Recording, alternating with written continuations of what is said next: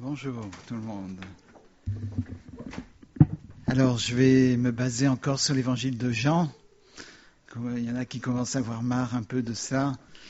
Mais il y a toujours des choses nouvelles à dire quand on se base sur l'évangile. C'est jamais fini. On peut jamais arriver à un point où il n'y a plus rien à recevoir de cet évangile.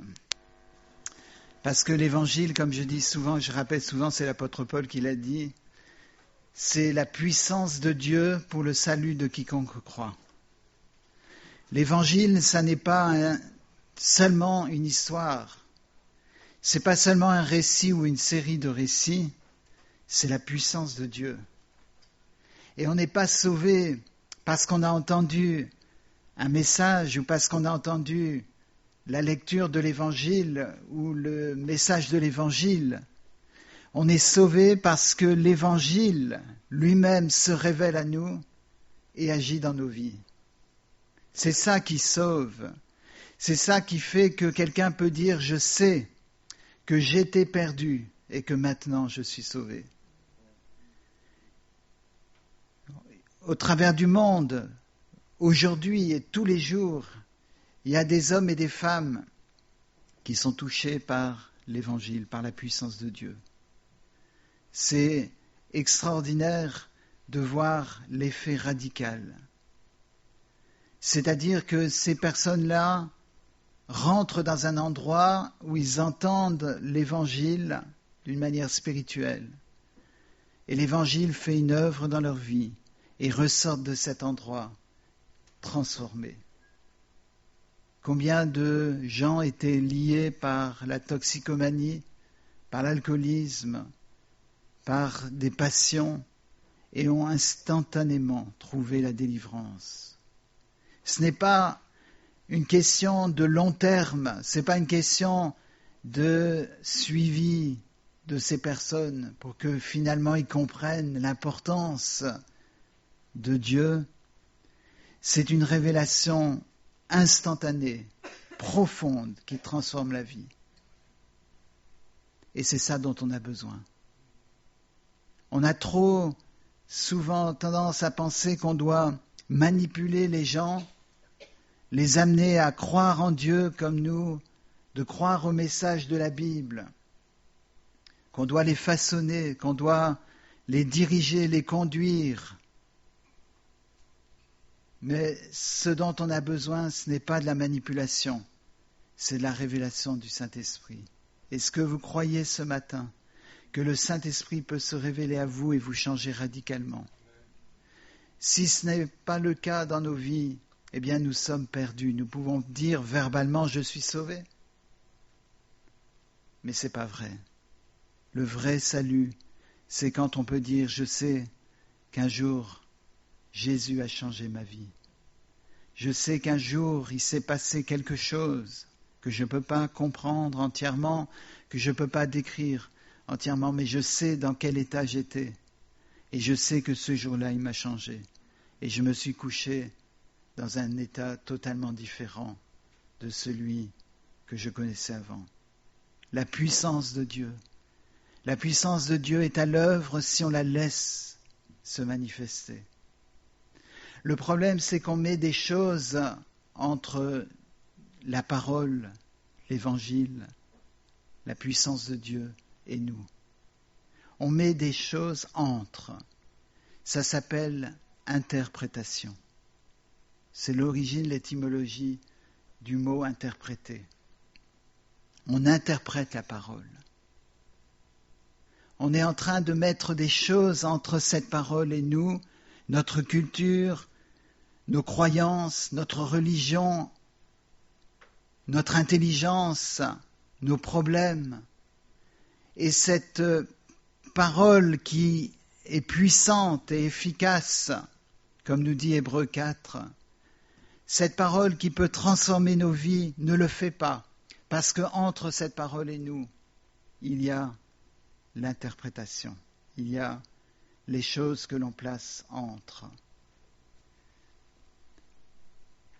Et j'aimerais vous demander ce matin s'il y a des choses qui sont entre la parole de Dieu et vous. Si la parole de Dieu ne vous touche pas ce matin, eh bien c'est qu'il y a quelque chose entre. Ésaïe 59 commence en disant « Non, la main de l'Éternel n'est pas trop courte pour sauver. Mais ce sont vos péchés qui établissent une barrière, une muraille entre Dieu et vous. » Parce que c'est ça le péché, c'est l'interprétation. Pas l'interprétation dans le sens général du terme, mais c'est ce qu'on place entre Dieu et nous, qui devient ce qui nous empêche d'avoir l'efficacité de la parole. Et j'aimerais qu'on regarde encore dans l'évangile de Jean, à plusieurs endroits, les interprétations. Alors vous allez dire, tu triches, tu as déjà prêché sur l'évangile de Jean en longitudinal, et tu ressors une prime. Non, non, non. Vous le faites sur un thème, tout l'évangile de Jean, et ensuite vous trouvez un autre thème et vous faites tout l'évangile de Jean là-dessus. Vous pouvez changer d'évangile, vous avez le droit, évidemment, mais l'évangile de Jean est très clair parce qu'il consacre un chapitre sur un thème très clair. Et dans l'évangile de Luc, par exemple, dans un chapitre, vous avez plein d'histoires. Et c'est plus facile à retenir dans Jean. Mais Jean commence aussi, l'évangile de Jean, par la description de la parole. La parole était Dieu. Donc tout ce qui est interprétation de la parole, tout ce qui se place entre la parole et nous, c'est quelque chose qui se place entre Dieu et nous, que Ésaïe décrit comme étant le péché. Il y a des gens, mon père me disait, il y a des gens qui, quand ils entendent la parole de Dieu, ils sont touchés instantanément. Ils ne l'avaient pas entendu avant, ils l'entendent. Je parle de la puissance de Dieu, ils sont touchés instantanément. Il y a des gens qui entendent la parole de Dieu et qui ne sentent rien. Il n'y a aucun effet. Et ça, c'est parce qu'il y a une grosse interprétation. Il y a quelque chose qui se passe entre la parole et celui qui la reçoit. Dans Jean chapitre 2, donc Jean chapitre 1 se consacre essentiellement à la définition de la parole. Au commencement était la parole, et la parole était avec Dieu, et la parole était Dieu. Il n'y avait pas de séparation entre la parole et Dieu, bien sûr, parce que la parole, elle est Dieu. Absolument aucune séparation. Mais dans Jean chapitre 2, et si vous suivez, et mardi soir ça sera le cas, et c'est par Zoom, si vous suivez les études bibliques avec Daniel Scherer, eh bien il est dans Jean. Et il ne peut rien dire là tout de suite parce qu'il n'est pas là. Il est en Alsace et donc il ne peut pas m'en vouloir tout de suite, mais je sais qu'il me pardonnera d'avoir parlé sur l'évangile de Jean aussi ce matin. Dans le chapitre 2, c'est les noces de Cana en Galilée. Et sa mère, ils sont à ce mariage, c'était la dernière étude biblique avec Daniel, et à ce mariage, il manque du vin. Et Marie, la mère de Jésus, vient voir Jésus et lui dit, ils n'ont plus de vin. Et qu'est-ce qu'il lui dit? Il lui dit, qu'y a-t-il entre toi et moi? Qu'est-ce qui nous sépare? Quelle est ton interprétation? Et on trouve que dans l'évangile de Jean, il y a une description très forte de ce qui peut nous séparer de la parole de Dieu, de ce qui peut nous séparer de Dieu. Pour aller vite, je vais passer certains récits, mais vous pouvez retracer l'évangile de Jean chez vous et trouver vous-même ce que vous auriez pu dire mieux que moi ici ce matin. Mais dans Jean chapitre 2, je crois que c'est dans le chapitre 2, je ne veux pas mélanger, mais aussi c'est le chapitre 2, il y a aussi le récit de Jésus qui chasse les vendeurs du temple. Dans le temple, qui était l'endroit où Dieu se trouvait dans l'Ancienne Alliance, eh bien, il y avait du commerce, il y avait des échanges, il y avait des ventes qui étaient bonnes, c'était pour les sacrifices. C'était pour que les gens qui allaient offrir des sacrifices au temple puissent acheter sur place. Il y avait donc de la religion derrière tout ça. Mais Jésus ne supportait pas ça. Et si dans ta vie il y a de la religion, si dans ta vie il y a des croyances, eh bien ces croyances, cette religion, quelle qu'elle soit, même si c'est des croyances évangéliques, elles sont un obstacle pour la parole de Dieu. Parce que la parole de Dieu ne peut pas agir si tu as des croyances. Elle ne peut pas agir. Les gens qui sont touchés par la parole de Dieu, ce sont des gens qui n'ont rien, qui sont perdus par la religion, les a déçus, la religion les a insatisfaits, les a rendus insatisfaits. Et ils sont dans le désespoir, ils comprennent qu'ils sont misérables, qu'aucune religion, aucune croyance humaine peut soulager leur esprit. C'est ceux-là qui reçoivent la parole de Dieu qui agit. Mais si tu as des religions, si tu as des bonnes pratiques, si tu as une bonne éducation et que tu mets ça en avant, ça va te séparer de la parole de Dieu. La parole de Dieu ne peut pas agir parce qu'il y a de l'interprétation. La parole de Dieu ne peut pas faire son effet parce qu'il y a quelque chose qui te sépare de cette parole. Alors laissez ce matin vos religions, quelles qu'elles soient. Laissez vos croyances. Si vous êtes athée, vous êtes religieux. Parce que l'athéisme, c'est une position vis-à-vis de Dieu, comme le christianisme, le judaïsme, l'islam et les autres religions sont une position vis-à-vis de Dieu. Venez déposer votre athéisme, votre christianisme. Venez le déposer au pied de la croix. C'est la fin de l'évangile de Jean, la croix, mais c'est l'accomplissement. Quand Jésus sur la croix a dit « tout est accompli », il a donné aux hommes et aux femmes qui l'acceptent le pouvoir d'être enfants de Dieu, comme c'est dit dans le chapitre 1. Il a donné le pouvoir de venir à la croix du calvaire d'une manière spirituelle et dire « Jésus, tu as été crucifié sur la croix et il y a chez moi de l'interprétation et je veux que cette interprétation soit clouée sur la croix pour que je sois libre, pour que je sois sauvé. » Est-ce que c'est ça que vous voulez? Jésus a chassé les vendeurs du temple d'une manière radicale. Et vous savez que ce que l'apôtre Paul dit dans 1 Corinthiens 6 notamment, et 2 Corinthiens 6 aussi, vous êtes le temple du Saint-Esprit.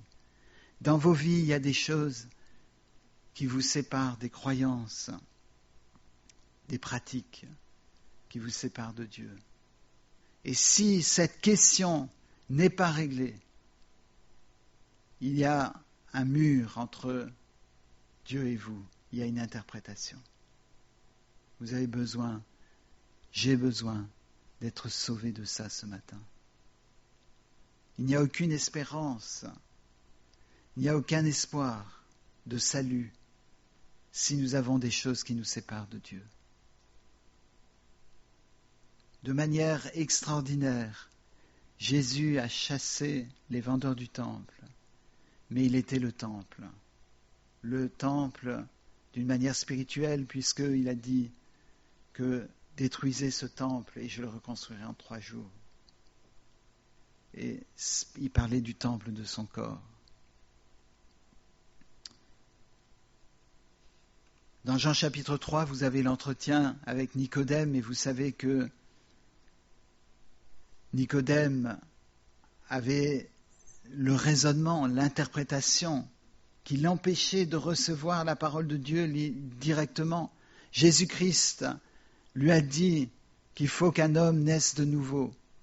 Et il a dit, mais enfin, c'est pas raisonnable. Il n'a pas dit ça comme ça, mais il a dit, mais qu'est-ce que ça veut dire? Est-ce que ça veut dire que je dois retourner dans le ventre de ma mère? Il ne comprenait rien. Parce qu'il y avait la raison. Et les Français ont établi comme religion nationale la raison. À la Révolution française, on a mis sur l'autel la raison, celle qui représentait la raison, à la place de Dieu. La raison doit être crucifiée aussi à la croix. Et c'est comme ça que vous deviendrez raisonnable. C'est comme ça que la folie des hommes est crucifiée. Parce que ce qu'ils appellent raison est souvent de la folie. Alors, on n'a pas le temps de donner des exemples de ça, mais vous en avez malheureusement quotidiennement sur les informations. Pourquoi les choses ne vont pas? Pourquoi le monde, malgré tous les efforts, il faut être extraordinairement courageux pour être président, pour être ministre, parce que vous allez déployer tous les efforts, et c'est le cas, pour de l'échec. Pourquoi ça échoue? Parce qu'il n'y a pas de raison. Parce que la raison est humaine et celle-là n'a pas été crucifiée. Nicodème avait besoin d'une révélation profonde. Il avait besoin que son interprétation, son intelligence des choses soit clouée à la croix avec Jésus pour qu'il puisse comprendre ce que ça veut dire que naître de nouveau. Pour qu'il puisse dire avec ces mots, on n'utilisera peut-être pas le terme naître de nouveau, mais on utilisera des termes semblables pour décrire ce qui nous est arrivé. Dans Jean chapitre 4, Jésus rencontre la Samaritaine. Et cette Samaritaine, elle a soif, ou plutôt elle doit chercher l'eau pour la famille, comme tous les jours. Et elle est aussi, par sa culture, elle est dirigée dans une interprétation culturelle particulière. Elle rencontre un homme. Et sur le bord des puits, il n'y avait pas des hommes, c'était les femmes qui cherchaient l'eau. C'est trop lourd pour les hommes de porter l'eau. Il fallait donc que ce soit les femmes qui les portent. Et donc déjà, il y a un choc culturel, n'est-ce pas, comme on a mentionné tout à l'heure. Il y a un homme qui se trouve sur le bord du puits. Ça n'arrivait pas. En plus, elle découvre que c'est un juif, elle est samaritaine, et les samaritains et les juifs n'ont aucune relation. Qu'est-ce qu'il fait là? Elle s'adresse à l'homme Jésus. Elle s'adresse à lui comme étant un juif, donc avec une vraie séparation. Déjà homme-femme, juif en plus, et moi je suis samaritaine. En plus, elle découvre en parlant qu'il est prophète. Ça n'a rien changé de sa vie. Il y a des gens qui disent « Pour moi, Jésus est un prophète ». Ce n'est pas plus extraordinaire que de croire que Jésus était un homme qui a vécu il y a 2000 ans. Il ne faut pas penser que vous êtes bien parce que vous avez dit que vous acceptez que c'est un prophète. Mais quand elle a eu la révélation, et c'est ça dont il est question, quand Jésus a enlevé l'interprétation, quand Jésus a levé cette interprétation dans sa vie, quand elle a découvert qu'il était la parole de vie, elle a laissé sa cruche, elle a laissé son occupation, elle est retournée vers le village, elle a dit « J'ai rencontré l'homme ». Il a fallu que Jésus, d'une manière miraculeuse, puisse la sauver.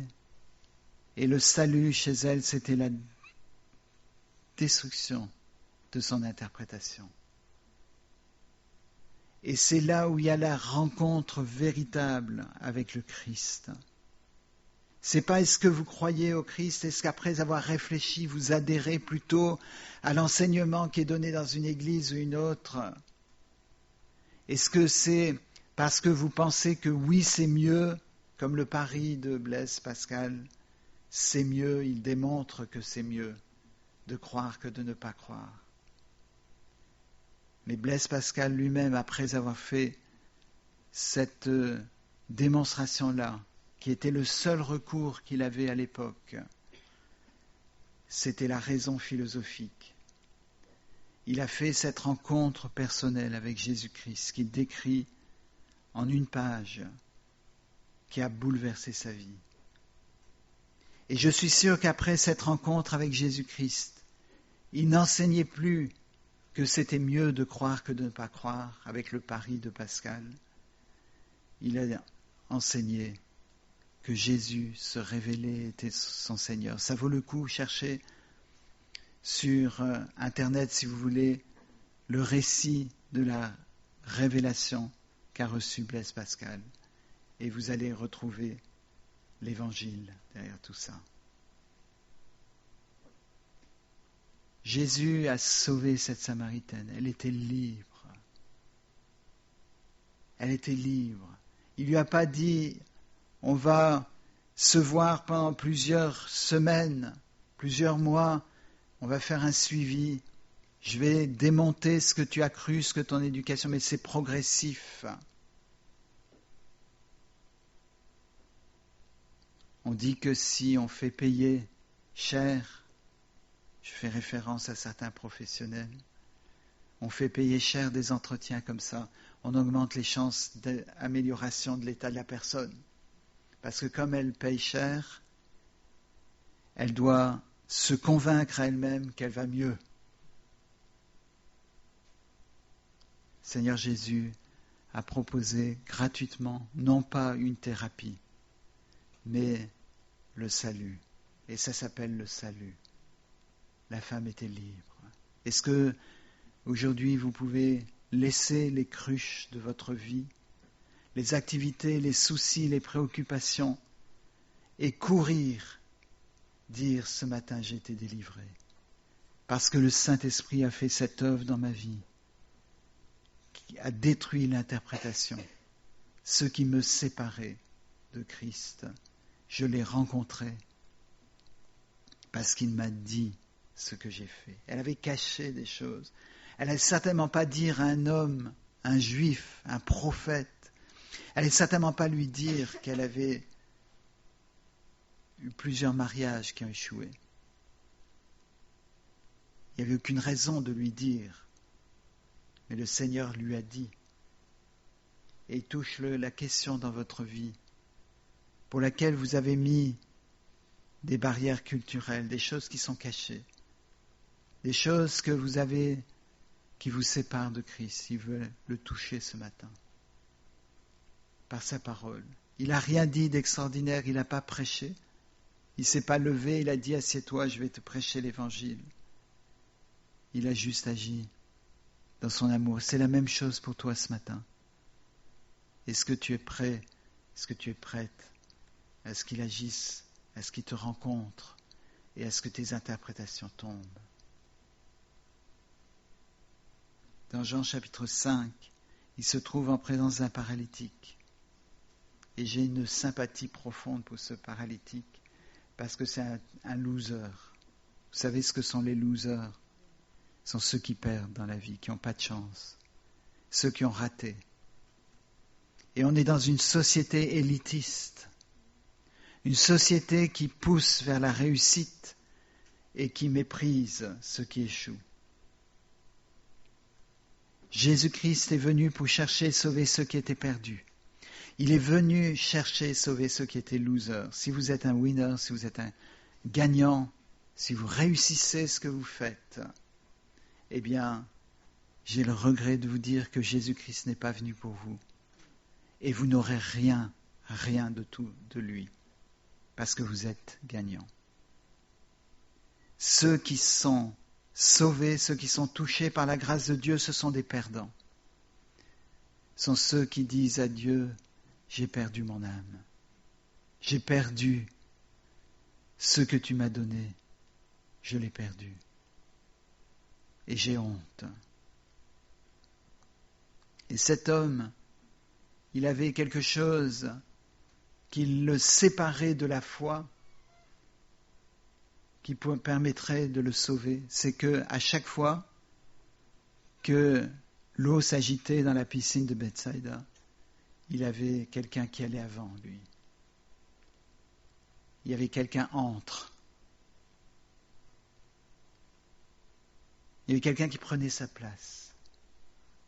Et peut-être c'est ça le sentiment que vous avez ce matin, qu'il y a toujours eu quelqu'un qui vous a dominé, qui s'est mis devant vous, qui s'est mis entre Dieu et vous peut-être. Eh bien, ce matin, le Seigneur va vous libérer.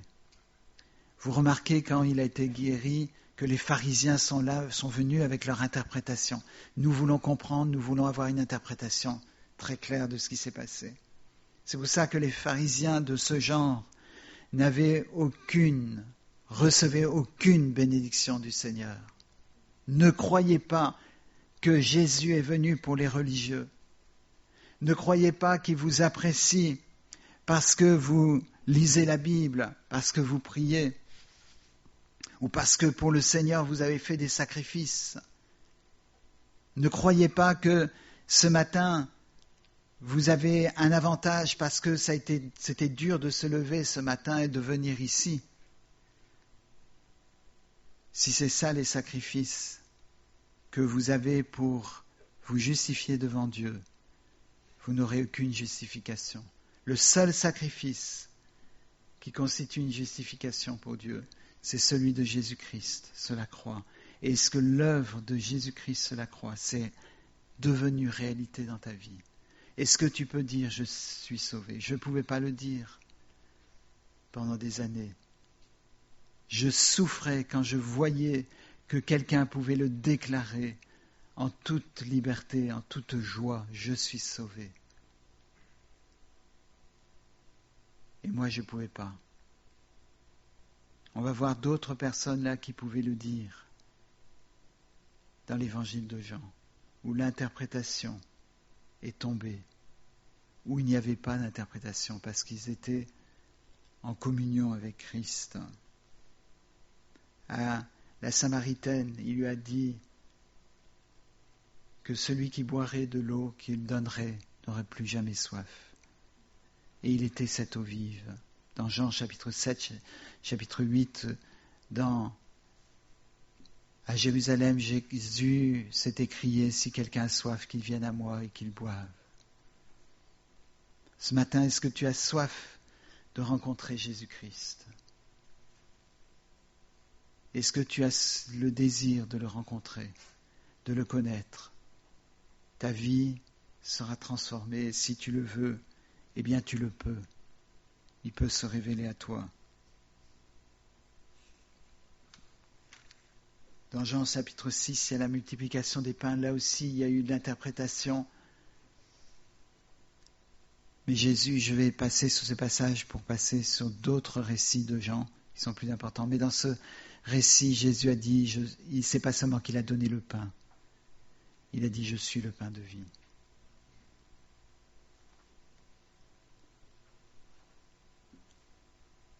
Il a dit à la Samaritaine qu'il était cette eau vive. Enfin, il s'est révélé comme étant cette eau vive.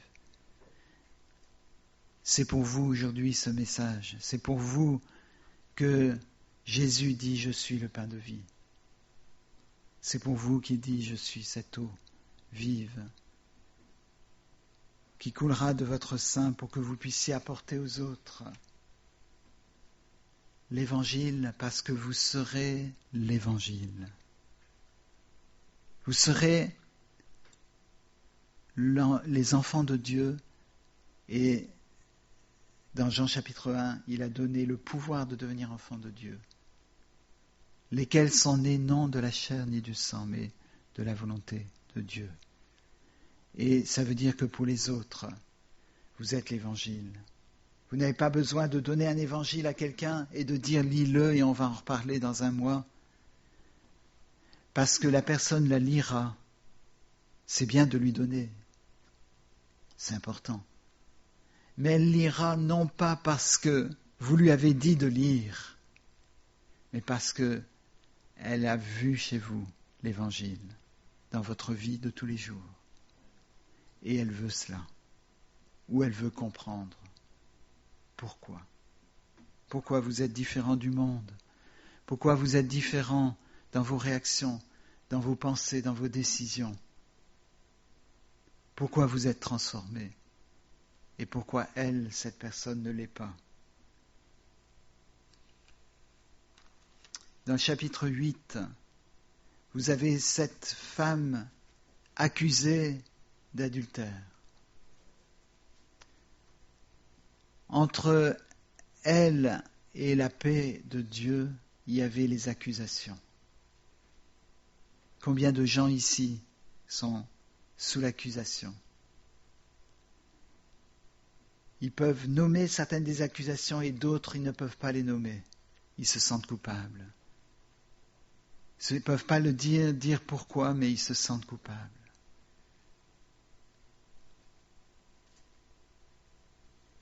La société culpabilise beaucoup certains péchés et pas d'autres.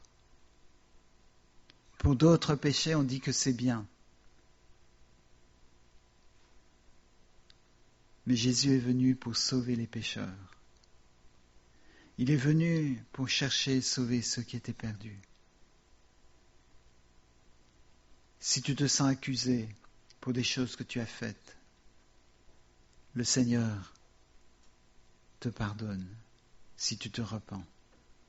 Et ces accusations, ces choses qui troublent ta conscience, ces choses qui t'empêchent peut-être de dormir parce qu'elles sont là comme des flèches pointées contre toi, eh bien, le Seigneur les a clouées sur la croix si tu acceptes. Il les a portées sur la croix. Il a dit tout est accompli. Est-ce que tu crois au message de la croix? Ou est-ce que tu crois que Jésus, c'est juste qu'il a perdu, il a raté et il a été crucifié? On l'a accusé. Est-ce que tu crois que ce sont les Romains qui l'ont mis sur la croix? Est-ce que tu crois que ce sont les Juifs qui l'ont mis sur la croix? Ce sont tes péchés qu'il a portés sur la croix. C'est ce qui te sépare, c'est ton interprétation. Qu'il a mis sur la croix, et c'est Dieu qui l'a crucifié. Parce que dans le ciel, il a fallu prendre une grande décision. Comment ces sacrifices qui ne fonctionnent pas, pour lesquels, qui sont offerts, et néanmoins les gens, et même les sacrificateurs, continuent à pécher. Il faut trouver une autre solution qui était déjà là avant la fondation du monde, parce que il nous est dit que Jésus est un agneau immolé dès avant la fondation du monde. Il était sur la croix pour toi, pour te sauver de ces accusations. Cette culpabilité va tomber si tu viens à Jésus-Christ ce matin. Quand tu rentres chez toi, dans le silence de ta chambre, est-ce que tu vas donner ta vie à Jésus? Même si tu as dit, je l'ai donnée déjà, est-ce que tu vas la donner réellement? Est-ce que tu vas être prêt à dire, je veux suivre Jésus? C'est ça le baptême. C'est pour ça que nous baptisons par immersion. Parce que quand on symbolise ça, on déclare au monde, verbalement, mais aussi par notre corps. Parce que notre corps, c'est comme des mots.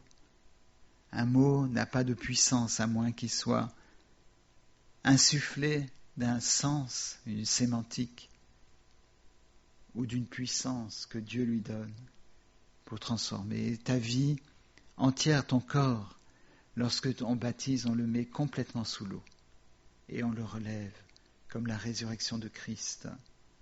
Parce que tu as déclaré verbalement et corporellement que tu voulais renoncer à tout ce qui te séparé de Dieu.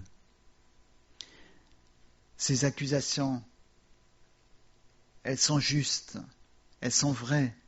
Oui, c'est vrai que tu es coupable. Bien sûr que c'est vrai. Bien sûr que c'est grave ce que tu as fait. Mais c'est sans compter l'œuvre de Christ, qui est le seul qui peut te dire « je te pardonne ». Un prêtre ne peut pas absoudre, un pasteur ne peut pas absoudre, un ancien ne peut pas absoudre. C'est le Seigneur Jésus qui te dit « moi non plus je ne t'accuse pas ». Va en paix et ne pêche plus. Et il donne la puissance de ne plus pécher. C'est ça l'évangile. C'est rien d'autre que je voudrais annoncer. Rien d'autre, pas des techniques de counseling, comme disent les Anglais, les Américains, de relations d'aide, de comment il faut aider la personne. Le seul moyen, c'est que l'Esprit de Dieu agisse pour que l'interprétation puisse tomber et la personne soit libre. Et dans l'interprétation, il y a ces accusations qui nous empêchent de connaître Christ. Heureux les simples en esprit, c'est une des béatitudes dans Matthieu chapitre 5, le début du chapitre. Et vous en avez un au chapitre 9, un aveugle-né. Alors là, il est vraiment le plus simple des plus simples. C'est l'évangile est fait pour ces gens-là. Je me rappelle le soir où j'ai déclaré publiquement que je voulais donner ma vie au Seigneur. C'était, pour ceux qui l'ont connu, le prédicateur Guigui, un gitan illettré. Mais alors, pour tenir debout devant sa prédication, il fallait avoir un soutien parce qu'on était tombé sur la chaise, n'est-ce pas? Il y avait une puissance.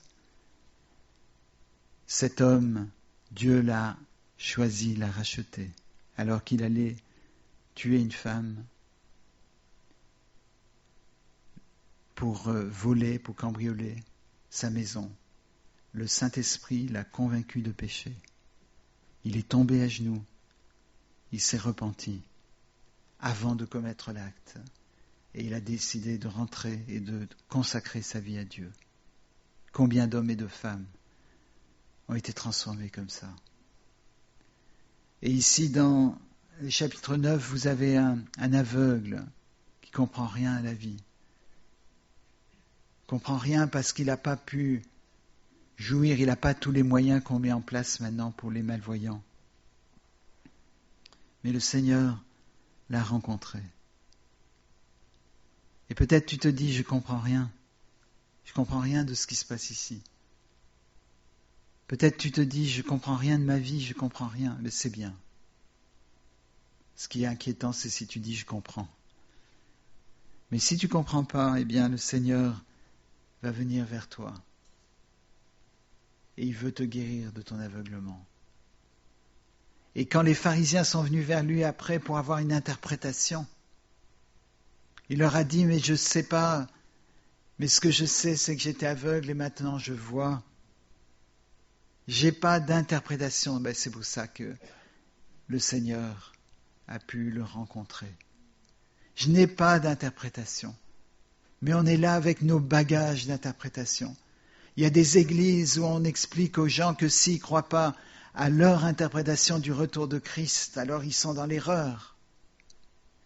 Mais ces gens qui insistent sur un aspect théorique de la théologie et qui disent ça c'est important, ils sont en train de construire de l'interprétation dans le cœur des gens et ils sont en train de les séparer de Christ.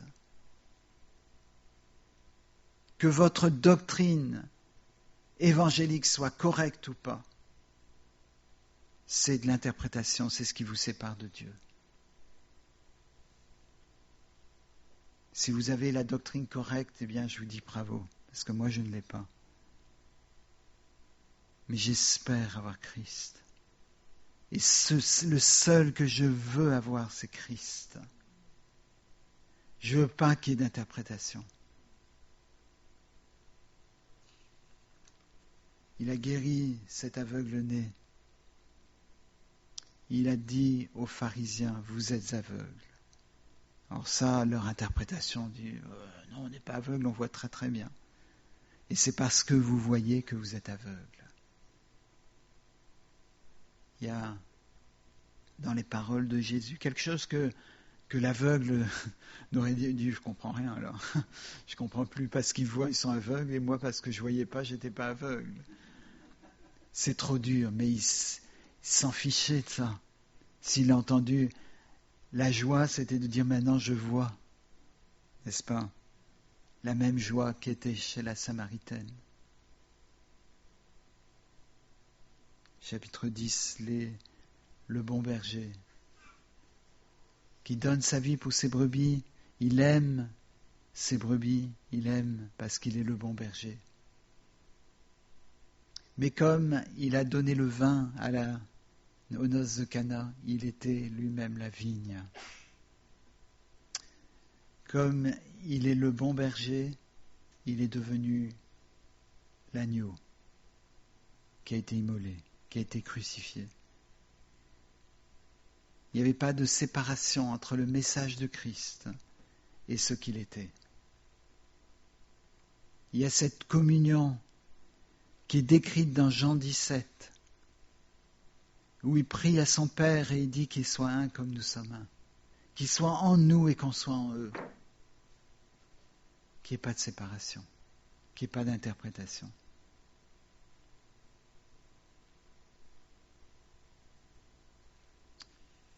Lazare,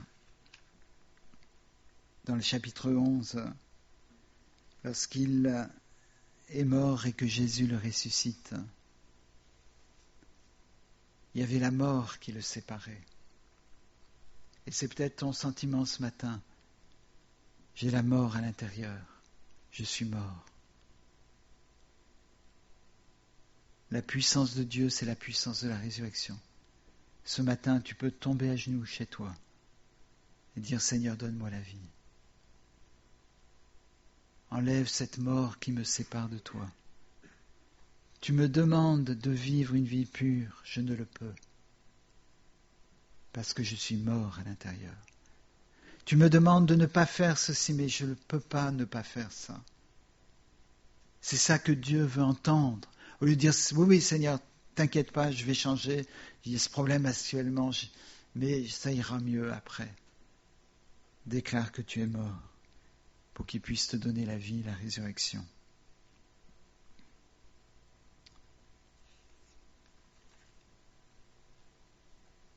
Tout le reste de l'évangile de Jean, c'est cette réalisation de ce qui est écrit dans Jean chapitre 1 sur la parole, qui nous donne le pouvoir de devenir enfants de Dieu. C'est grâce à la croix, grâce à la mort et la résurrection de Christ, qu'a anticipé Marie de Béthanie lorsqu'elle a répandu au chapitre 12 le parfum aux pieds de Jésus. Elle avait compris ce que les disciples n'avaient pas compris. Et peut-être ce matin, tu as compris quelque chose de Christ. Tu as découvert Christ. Et la Samaritaine aurait fait la même chose. L'aveugle né, le paralytique guéri, tout cela, ils seraient venus, ils auraient mis aux pieds de Jésus le parfum. Les disciples ne pouvaient pas le faire parce qu'ils n'avaient pas connu ce que les autres avaient connu. Les disciples n'étaient pas sélectionnés comme une élite. Il a sélectionné Judas Iscariote comme étant un de ses disciples. Marie de Béthanie n'était pas disciple reconnue, n'est-ce pas? Elle était disciple de Jésus. Chacun des disciples de Jésus qui était reconnu disciple avait une interprétation entre Jésus et eux. Simon-Pierre avait une grosse interprétation qui est tombée à la Pentecôte. Et le Saint-Esprit est venu, les a remplis, et le Saint-Esprit fait l'œuvre de la croix du calvaire et de la résurrection dans nos vies. Ce matin, vous pouvez être remplis du Saint-Esprit. Et le Saint-Esprit va vous libérer de toute interprétation, de tout ce qui vous sépare de l'amour de Christ, de tout ce qui vous sépare de la puissance de son message, de tout ce qui vous sépare de l'Évangile comme étant la puissance de Dieu. Le Seigneur veut faire cette œuvre. Est-ce que vous le voulez? Est-ce que je le veux? Est-ce que je suis prêt? Si on est prêt, eh bien il le fera. Si vous voulez le faire, venez le dire à quelqu'un de l'Église, un des anciens ou une épouse d'ancien ou quelqu'un qui est un pilier dans l'Église.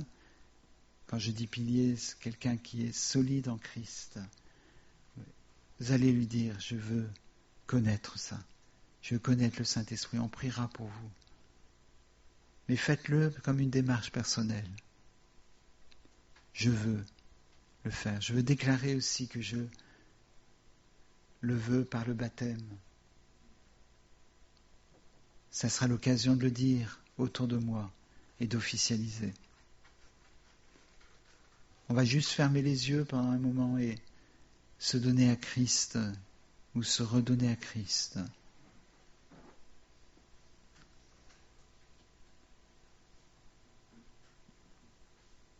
Seigneur, c'est tellement merveilleux l'évangile de Christ. Cet évangile qui libère, cet évangile qui rend les hommes et les femmes libres. Seigneur, nous avons sur notre devise les valeurs de la République qui sont liberté, égalité, fraternité. Sont les vertus, les valeurs de Christ. Il n'y a que Jésus-Christ qui peut apporter la liberté, l'égalité et la fraternité. Il n'y a que Christ qui peut nous libérer des interprétations, de tout ce qui nous sépare, de l'amour de Dieu, de la puissance de Dieu dans nos vies. Et ce matin, je te demande que des murailles tombent, de ma vie et de la vie des frères et sœurs. Que, Seigneur, des interprétations tombent pour que la communion avec Jésus-Christ soit parfaite, pour qu'il n'y ait pas de séparation et que la communion, le Saint-Esprit puisse se répandre dans nos vies. Fais ce miracle, Seigneur, parce que tu es le seul qui peut le faire. Nous sommes perdants, nous sommes perdus sans toi. Et c'est à toi que nous voulons venir. Dans le nom de Jésus. Amen.